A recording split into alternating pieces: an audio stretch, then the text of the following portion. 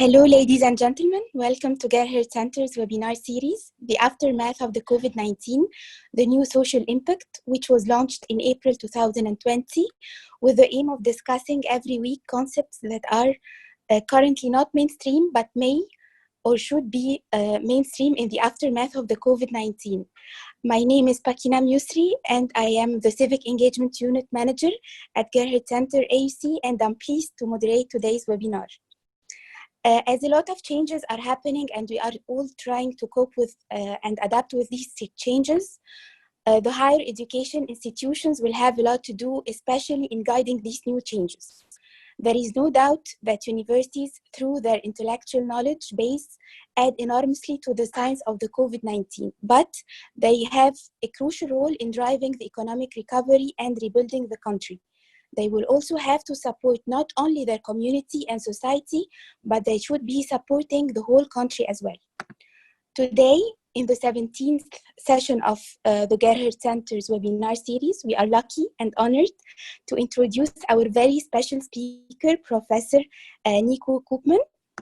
Professor Nico Koopman is the Vice-Rector for Social Impact, Transformation and Personnel, Stellenbosch University, South Africa. He's also a former Dean of the Faculty of Theology and Professor of Systematic Theology, Ethics and Public Theology.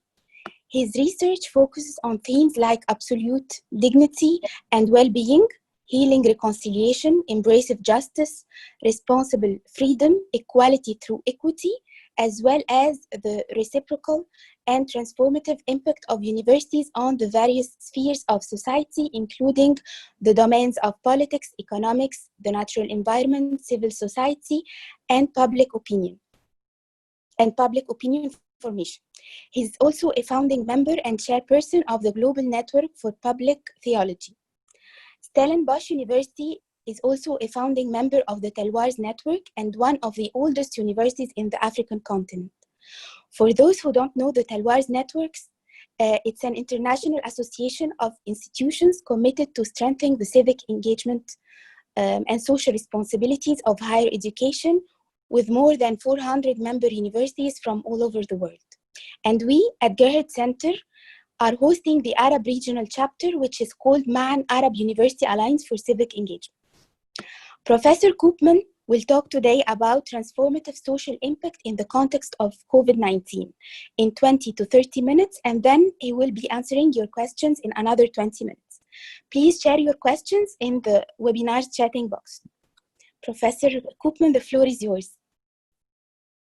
Good afternoon, colleague Pakiname. It is great to be with you, and it's really an honor to engage with you here on the continent. You there in the northern parts, and I here in the southern parts, and I feel the communion. We're in the time of so-called social distancing, and really when we're together like this with various colleagues and participants, it is a privilege to taste some international communion for the next minutes that we will be together. So thanks for inviting me. I will gladly speak to the theme. You will share your screen, and I will the PowerPoint, and what I will do is to present, and thereafter we can have discussion then. And you can kindly tell me, Nico, you're now over your time. Please, the aeroplane must land now. So remind me that I don't go over the allocated time. Okay, I'll just share it now. Thank you. Okay. So dear colleagues, thank you that I can talk on the theme, transformative social impact amidst COVID-19. I will use the following structure. As you can see there, I will firstly speak of the time in which we live as a time of the intensification of existing concerns.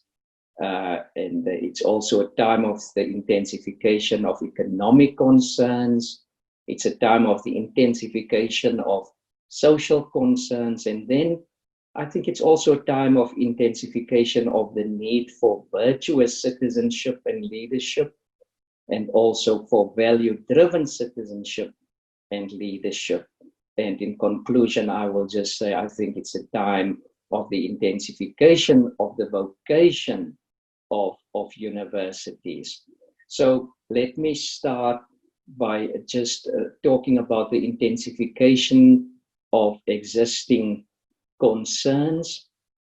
The English author and writer C.S. Lewis once spoke to the colleagues at the University of Oxford during World War II. He addressed the students and he addressed the staff. And then he said, we must guard against a threefold exaggeration during that time of war. He said, we must guard against exaggerating abnormality. He said, we are always living at risk. We always have violence going on. There's conflict, there's war. So we must know we are now in an abnormal time, but we mustn't exaggerate the abnormality.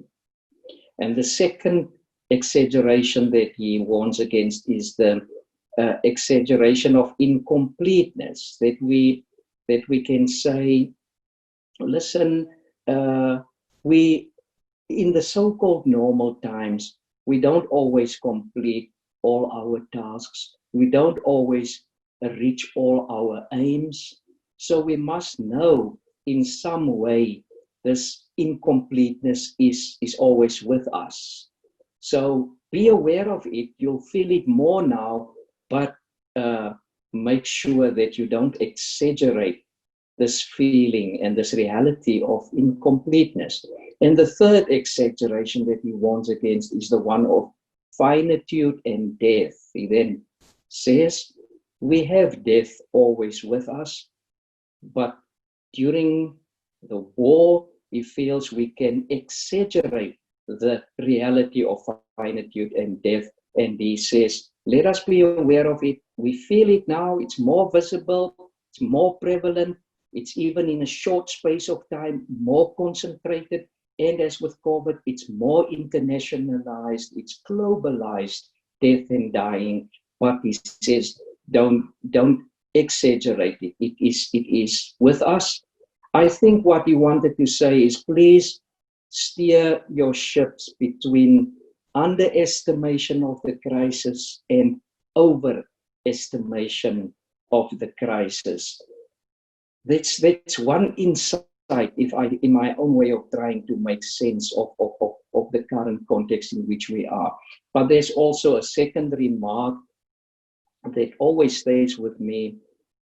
Even if the world would end tomorrow, today I will plant trees. This comes from a German societal reformer in the 1500s, Martin Luther, to say that even if things look so dark, let us still invest in the future in reasonable and rational ways. And then at our university, the Dean of the Faculty of Medicine and Health Sciences, Professor Jimmy Foreman, made the important remark that we must know we have moved from an old abnormal to a new abnormal. And we really just experienced the intensification of abnormality. So Lewis would say guard against the exaggeration thereof, but he would admit that we really are now in a time of the intensification of abnormality. And before I unpack the different intensifications, I would like to make this remark about the role of universities. During this time of COVID-19, it was very interesting for me how other partners of us and individuals in society started to appeal to the university, and they told us, you are one of the anchor institutions in society. And I'm always cautious that we do things with humbleness, with even humble assertiveness, but they really made us think about this role of universities as anchor institutions, people on grassroots roots describe us in this way in normal times, but now suddenly, very explicitly, and also the partners in different walks of life say, we appeal to you, and we specifically appeal to your social impact imperative. And when we at the University of Stellenbosch speak about a social impact, then we say with the word social that we have all walks of society in mind: the political life, economic life, environmental life, civil society, the sphere of public discourse, public opinion formation. We have personal and public life we have on the table, and we also have local and global contexts in mind. So it's a broad understanding of social, not only local community or local civil society, but these broader perspectives and areas we have in mind. And then with impact, we refer to the influence of the university, the relevance of the university, the significance of the university. We talk also about this a reciprocal impact, meaning that we impact on society, but society also impacts on us. It's always a collaborative impact. We do it with partners in different walks of society. And then, as I have emphasized in my heading of this paper, that it's a transformative impact that we talk about. There's a telos, a goal, a purpose. And the South African Constitution that was signed by Nelson Mandela in 1996 point for us the way, the type of life, it describes the type of life that we want. So if we transform as South African institutions and individuals, we transform towards a life of dignity for all, a life where there's healing of the wounds of people, the various variety of wounds that people live with. We're transforming in the direction of justice, direction of freedom, in the direction of equality through equity for all. So just those remarks about the university. But let's move into the specific intensifications that I try to identify in the South African context. We now have an intensification of poverty, colleagues. More people are hungry. You can clearly see where the needs are the biggest in the schools, at the universities. Some universities that were previously during apartheid advantaged, they go on with classes in hybrid format, in electronic format, and many universities that were at disadvantaged before struggle to switch over to a hybrid mode of learning and teaching. So we need to address poverty in our context. And what could the impact of universities be? I think we can help societies in three ways: that we build and strengthen compassion, public compassion amongst our people, and that we also, secondly, move to the building of just structures and systems that will advance socio-economic rights, and not only political and civil rights, also socio-economic rights, developmental and ecological rights as well. And thirdly, our impact can be to advance in our societies an ethos of sacrifice. It's important that we decontaminate sacrifice language again, and to say there is merit when Mahatma Gandhi says, live simply so that others may simply live.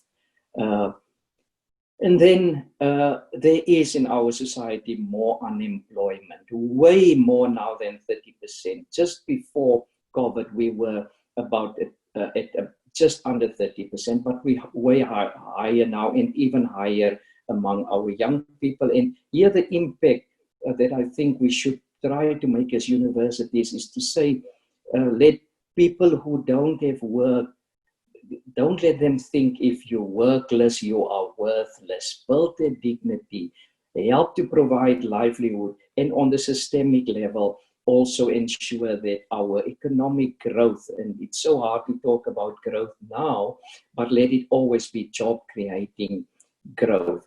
And then as far as inequality is concerned, colleagues, here we really need to work very hard to build both policies of equity and also practices of equity in our institutions and in all walks of life. Then with regard to the intensification of social concerns, we have in our society so-called social pathologies, but we even have more of that now. Crime, I mean, when we had level 5 lockdown, the crime levels came down. But the moment when we started to relax the measures, it really rocketed again. Crime, various forms of violence, especially, very sadly, violence against women and children is on the increase in these difficult days. So also drug and substance abuse. And I think it's important that we ask, how do we do peace building? How do we practice just peace building, peace, wholeness, healing with justice in our societies? That is one area where universities, I think, need to make more responses now. And we definitely have more social alienation and social enmity in our societies with regard to gender matters, sexual orientation, color, culture, socioeconomic position, and all the examples that I cite there. And colleagues, what we need to do very hard work with is to retrieve what we did in South Africa during our struggle against apartheid. We had those 3 practices. We used to say, comrades, we must conscientize, we must organize, and we must mobilize. And today I call it the .com practices, that we on the one hand must conscientize, meaning we must make each other aware of the prejudices with which we live. And most of the prejudices of males, for instance, against women are on the subconscious level, and we must conscientize each other. And we must say, these prejudices is a matter of conscience, it's a moral matter. We must be aware of it and we must address it. And then we must organize. We must really look at the structures at our institutions and in our societies. And we must say, in these structures, there are prejudices which discriminate against some, dehumanize some, thingify some, and we must unmask it and transform our structures as well. And then we must mobilize. We must drink from our different wells, our intellectual wells, cultural wells, wells of art, sport, religion, the rich wells that we have of societies. We must drink from, and they must mobilize us to work towards a society where people are not discriminated against, where people are not dehumanized, where people don't have to say, I can't breathe, but where all people breathe freely. And the transformation work of universities, the social impact work of universities, the social engagement, social responsiveness, all of that must help us to build a society where we can breathe. Colleagues, then there's also the intensification of the need for responsible citizenship and leadership. And one form of responsible citizenship is that we build virtuous citizenship and leadership. And a virtue is a great word. It's an embodied value. It's a predisposition with which we live, an inclination, a tendency, an intuition, a divine energy, an excellency. Virtue means we do not only adhere to good values, but we embody and practice what is good. And through the centuries, we drank from different philosophical and religious and intellectual wells, and we developed 7 virtues. And that entails that we need now more to build people who live with faith, with conviction, with principledness, and amid so much anxiety, with calm. We need people to live with hope, with future-orientedness, with positiveness, with humble assertiveness. People who live with love. Love is social care. Love is attention paying, being sensitive, sorry for the typing error, sensitive to the concerns of others, the plights of others. We need real attention paying even more now than before. Every day at our university in these days, we must ask people, at what level do people function? What are the needs? What are the interests? What are the fears and anxieties? It's a time of public love, communal love, global love, and so also of wisdom, of discernment, sound judgment, of prediction in a context where we feel we cannot predict anymore, of orientation in a context where people feel totally disorientated. And it's a time of temperance and the avoidance of extremes and exaggeration. It's really important that we look for the old Aristotelian balancedness in life, equity in that sense of the word, that we guard against extreme emotions, extreme rationalities that doesn't make room for other reasonabilities and rationalities that should be taken into consideration as well. It's a time of fortitude, the fortitude to wait and to bear and to tolerate, but also to intervene and to act, to decide and to implement. It's lastly this virtue of fairness and equity that we need, of justice to all, that we, in these days, we really have to continuously ask, what is justice to all, especially with the threat that we have in a society like South Africa, where you say, yes, we all must protect life, and then we must ensure that there is livelihood for all. But one form of livelihood is healthcare and protection of people against infection. Another form of livelihood is economic activity. That the economy should be alive to that levels, where optimal levels, where it can ensure that there is bread on the table, and so easily we can do injustice. In South Africa, I am concerned that there might be polarization in this debate. I don't like the distinction or the separation of life, or even the opposition of life and livelihood. No, we are all want to protect life, but then it's what form of livelihood must enjoy priority. Safety and healthcare, economic activity that must bring bread on the table and job, and we need to find a way that there's not polarization or even opposition in the debate. And then the next one that I want to talk to is it's a time where there's an more intense need for responsible citizenship and leadership as value-driven leadership, that we say we want to do everything with excellence. You know how hard many of us have to work now to say there is business continuity at our institutions and in our society that is not business as usual, but we must do it excellently. We must try to meet the goals, the minimum goals that we have to set. We should emphasize compassion. At Stellenbosch, our values are E-CARE, that acronym. There should be excellence now more than ever. Compassion, accountability, respect, and equity. I want to conclude. It's a time that we should intensify our vocation as universities. And I want to look at the specific quote that I've put on there. And I will read it to you.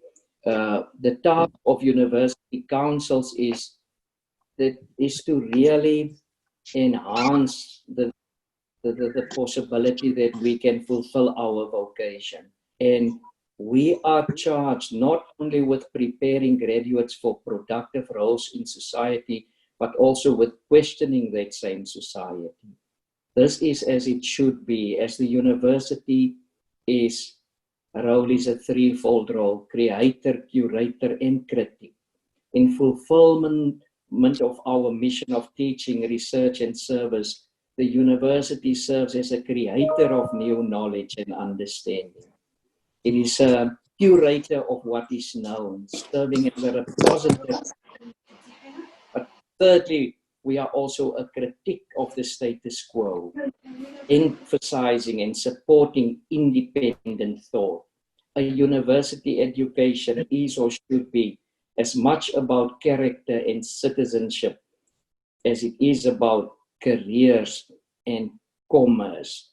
Robert Scott, the former president of universities in the United States, made this point and gave this description of a university. And I think it is important that we think afresh about what is our vocation as university. Why do we learn and teach? Why do we do research and innovation? And what should our social impact be? And the time of COVID-19 gives us this opportunity afresh that we must think about life pre-COVID-19, think about life during COVID-19, and together think about life post-COVID-19, and do it at high speed. And a webinar like this is also an opportunity where we can share and respond to these challenges, to the idea of a university, to the vocation of a university, the noble and rich vocation that we jointly share. Colleague Pakinami, these are my introductory words. Thank you. Thank you, Professor Nico, for joining us, and thank you for your informative presentation. It was very inspiring. I'm Nadim Musa, Senior Specialist at Gerhard Center. Now I'll go through some of the questions we received. So I'll ask you 2 by 2 questions to give you time to answer. Would that be fine with you? Perfect, colleague. Okay. The first question is, are there any health and well-being programs or strategies provided or in place by the university to support students' personal well-being during this challenging time? If yes, any particular success and whether this would continue post-pandemic? The second question, are there any research efforts on impact of COVID-19 on children from unprivileged backgrounds in terms of potential violence, abuse, and particularly girls, and how to develop a coordinated community response?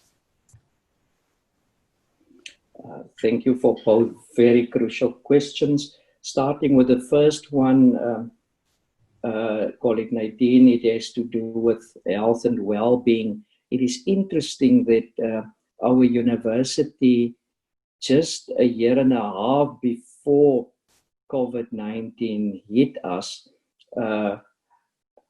prioritized staff and student health and well-being as one of the red priorities, the totally top priorities at the university. And last year in July, we established a special task team to work on health and well-being at the institution.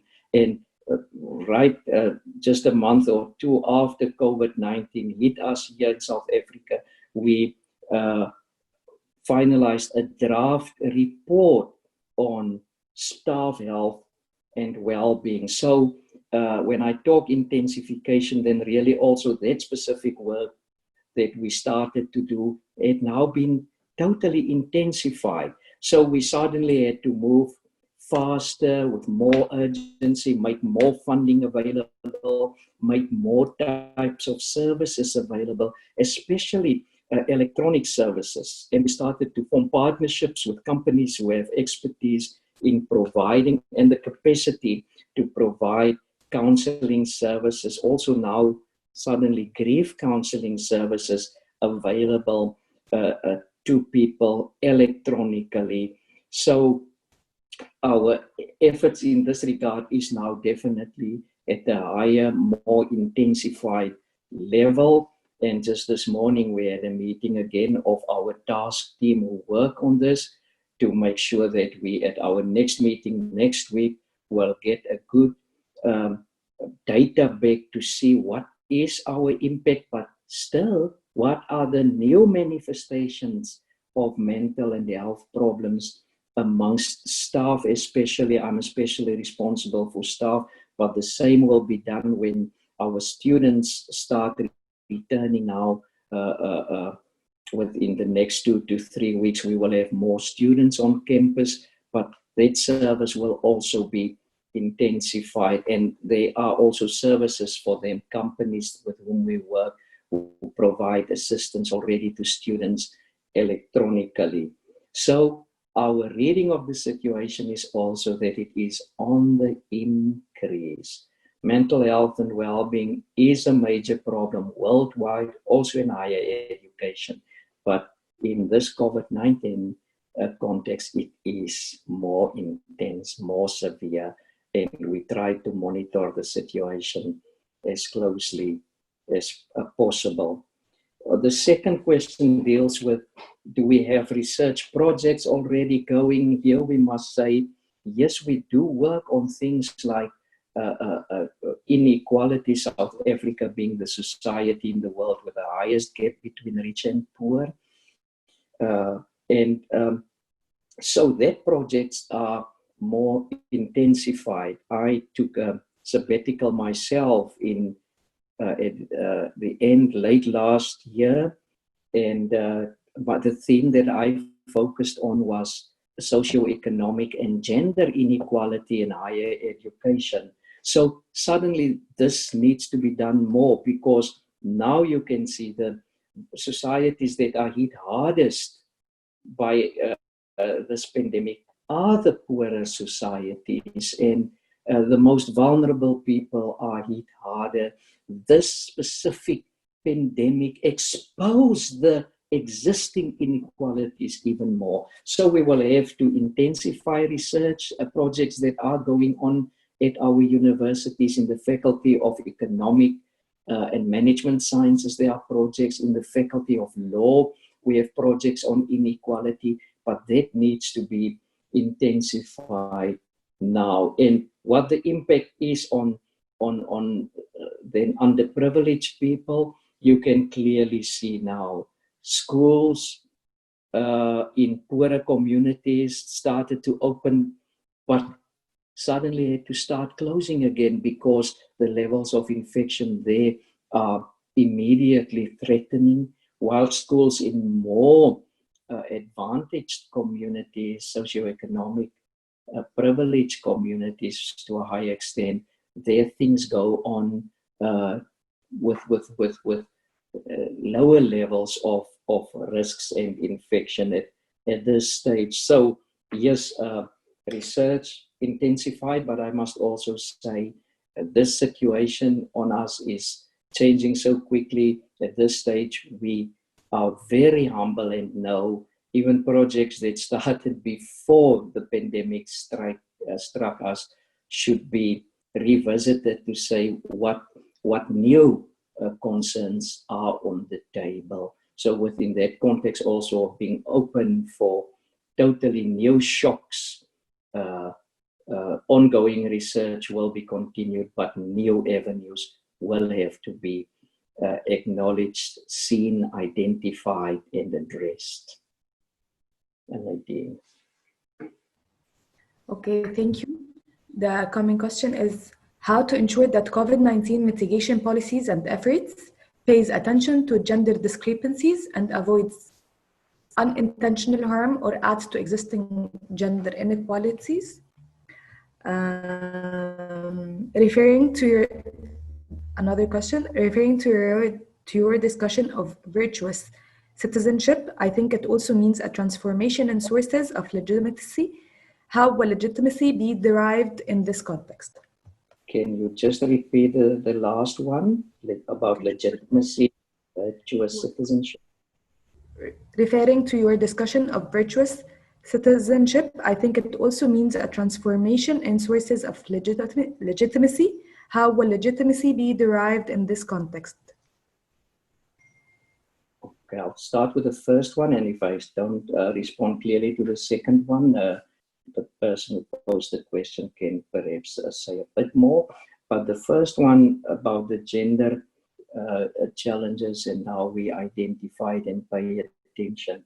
It's really for us in South Africa a shock that during lockdown, domestic violence increased, gender violence increased, and our president had to address that several times. And that old saying came up to my mind: justice delayed is justice denied. We must even make sure that in this time, where so much of our energy must go into fighting and addressing the pandemic, that we don't neglect injustices, cruelties in our midst. So there are different quests for justice ongoing in the context of COVID-19, and we must simply not neglect it. There was the one about racism in the States, the really new energy in the Black Lives Matter campaign, and then specifically the one that the question referred to, gender injustices, gender dehumanization. So we wake ourselves all the time and remind ourselves all the time that we have to continue addressing this. And what we also do specifically, concretely at the university, we had established 6 task teams last year to address gender-based violence. And of the executive management, one of us serve in each task team. I'm in the task team that deals with training and transformation of the institutional culture. And their teams are working with new energy now to say we cannot delay justice. And then the other one, virtuous citizenship. I'm always cautious of the word virtue, but I try to say we must decontaminate this word. In South Africa, we have the saying that yes, we have human rights, but we must also have right humans. By that we mean we must develop policies and practices to embody human rights in our society, to build a human rights culture after centuries of colonialism and decades of apartheid. We need to build now a human rights culture.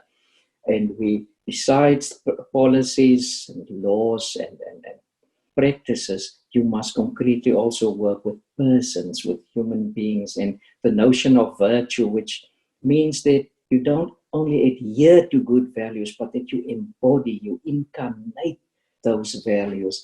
A lot of our work goes into that, and their notions like legitimacy, integrity, character, sincerity, authority, authenticity enters the discourse then. So with that type of, in that framework, we talk about virtuous citizenship. But I'm not sure whether I've addressed that question. Thank you, Professor Nico. The upcoming question is, speaking of moral economy, what do you think would be the main challenges in arriving at this?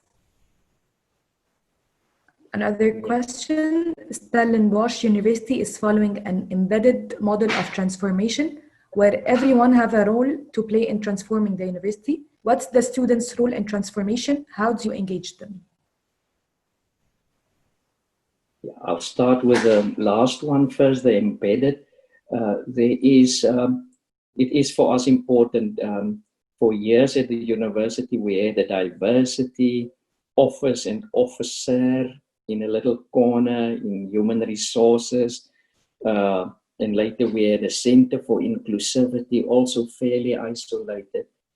And 5 years ago, we just simply decided, no, transformation is too big a work to leave just to 2 small offices. What we need is a whole university must say, this is our responsibility. It's our joint responsibility to build a university that serves dignity and justice and freedom and healing of so many wounds and equality of all and equity for all.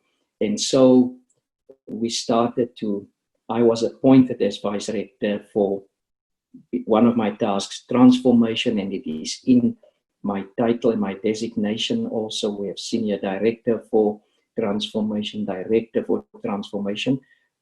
So what we do in the end with the embedded model is that in every environment there are structures for transformation.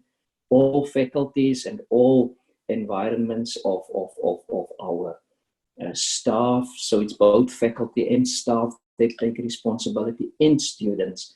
And we have in the student divisions portfolios for transformation, and we have an institutional transformation committee for students as well, to say students from all faculties serve in the big student transformation committee, and we take a joint responsibility for the transformation of the institution. It's an embedded systemic responsibility, but in the embedded model, we say we need specific structures also. We mustn't use embedded in such a way that we say something that is everybody's responsibility is nobody's responsibility, but it is actually that we say the embedded model needs also specific structures, expertise, and the experts must give guidance on campus with regard to transformation. And this is exactly how we do it. There's guidance, there's an impetus and encouragement and a mobilization, but also monitoring and identification of where we need more progress, and regular reporting to see whether we're moving forward. And students are highly involved in this. Just Friday afternoon, my last meeting of the week was with a student leader with whom we discussed how can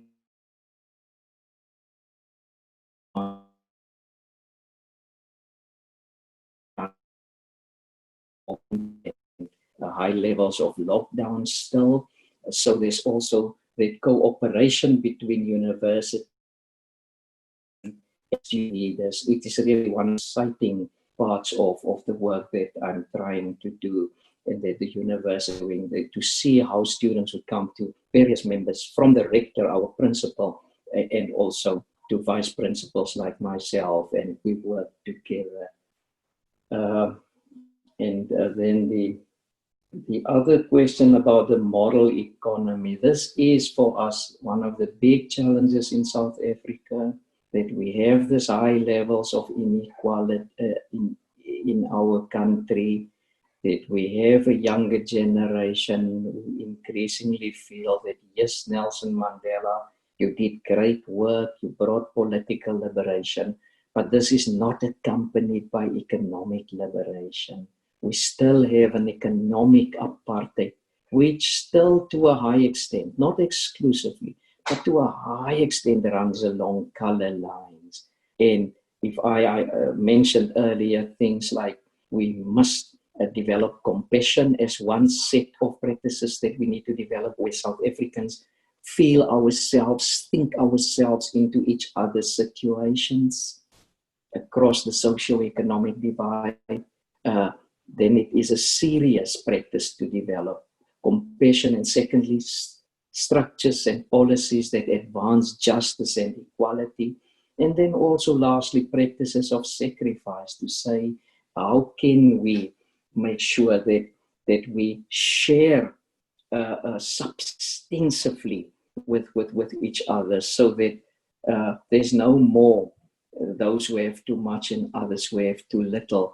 And that is equity, to really bring society more into equilibrium. And that is hard work that we should do. So if Stellenbosch says one of our 5 values is the value of equity, we're actually asking, how can our staff and students and alumni contribute to a society where there is higher levels of equilibrium?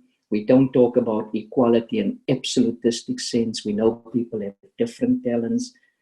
People not all work hard.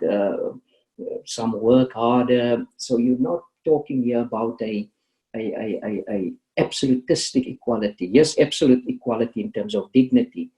But if you say in your society income and everything, then we still say there's perhaps room for differentials with regard to income. But there must be such income levels that everyone enjoys a dignified life. There's equilibrium in your society, and the society is not as it is currently, that some have too much and others have too little.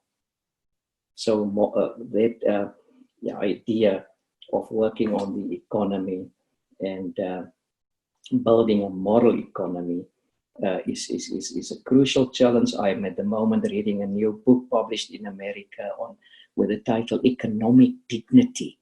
And it is when you talk dignity, if you really talk dignity, you must simply also talk economic dignity.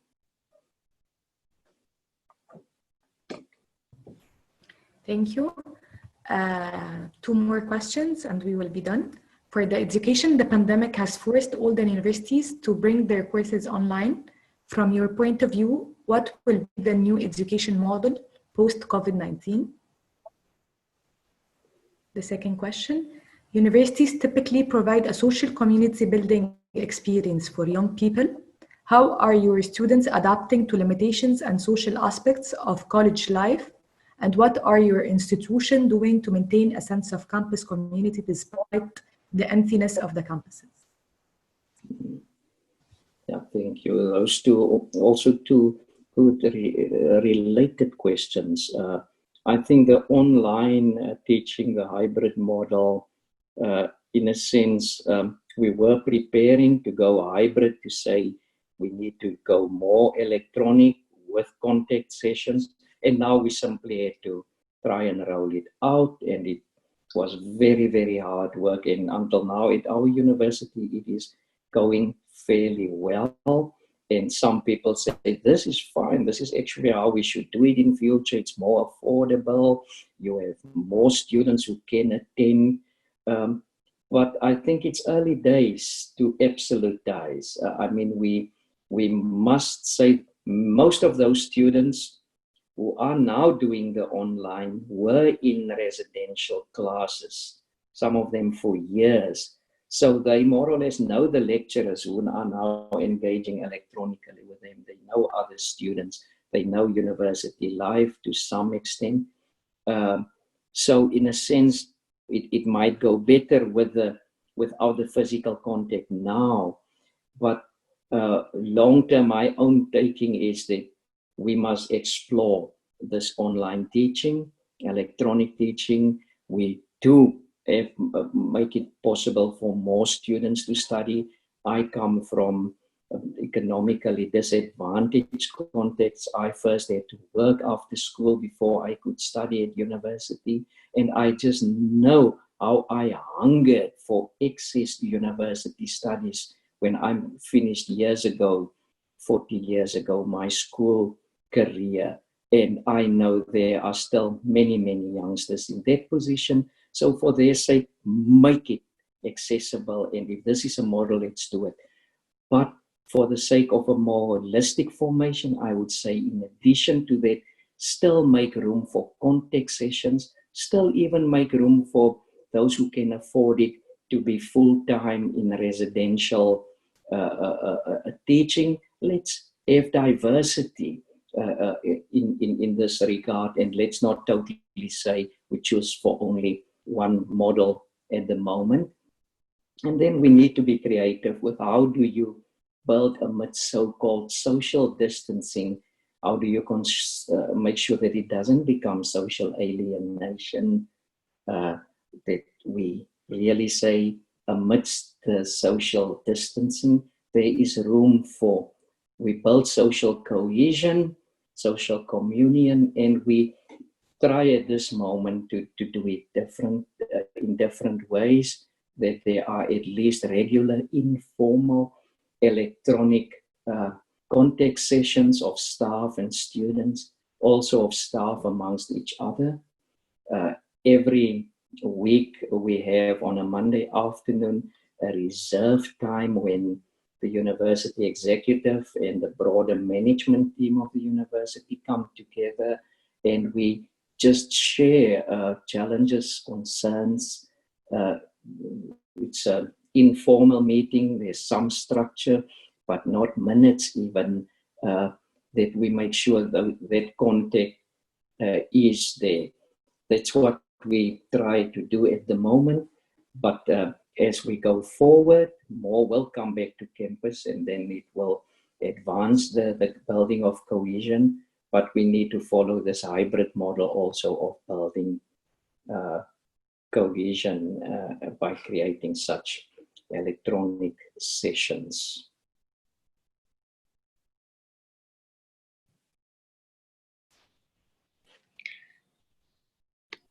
Thank you so much, Professor Koopman. Thank you so much for this insightful information.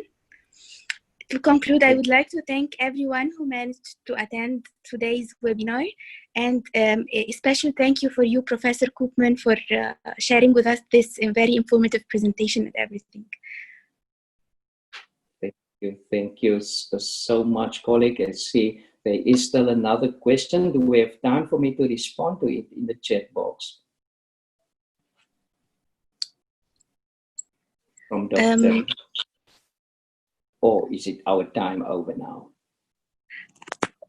Nadine already shared all the questions, so I guess we don't have any more questions.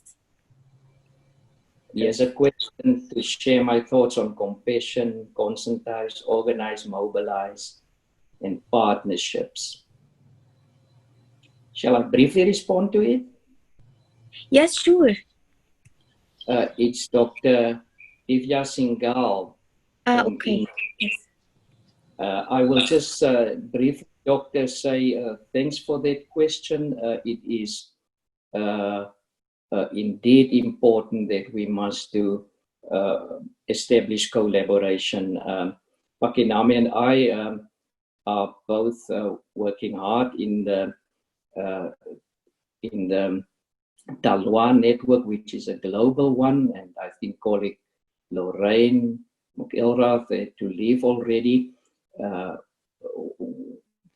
That international collaboration is so important with regard to how do we fulfill our public vocation as institutions, but also on continental level, and then locally within countries, interinstitutional as well. And what I feel there is very important, that we build alliances at our universities.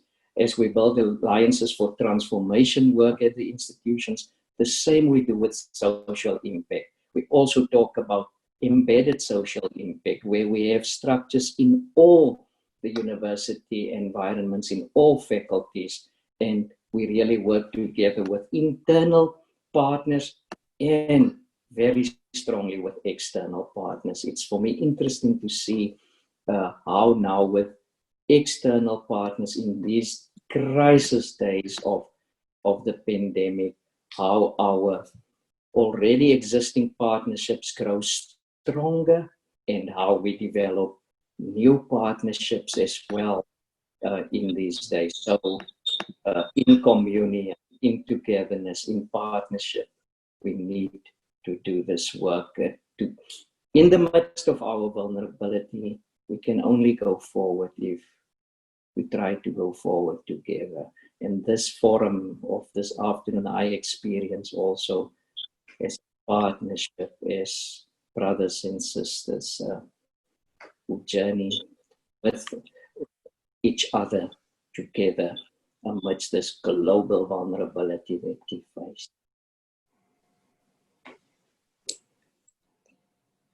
Thank you so much, Professor Koopman. Thank you, everyone. I would like also to seize this opportunity to invite everyone to attend our next session on Thursday at 1 p.m. We will have Claire Woodcraft, the Executive Director of the Center for Strategic Philanthropy, the University of Cambridge, who will be talking about the actionable knowledge to catalyze greater philanthropic impact from the world's fastest growing regions and the role of research centers. So we'll be looking forward to have you all. Thank you so much. Thank you. Thank you, colleagues, for listening and being present, and for the communion. Thank you so much. It's our pleasure. Thank you so much. Bye-bye.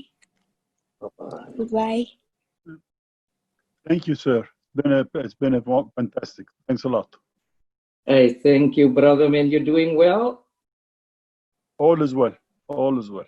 All is well. We'll be in touch in the future, inshallah.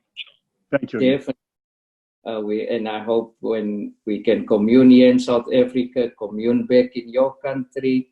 But thanks for this time together. Sure thing. Hopefully in the near future, hopefully. Thank you again. Thanks a lot.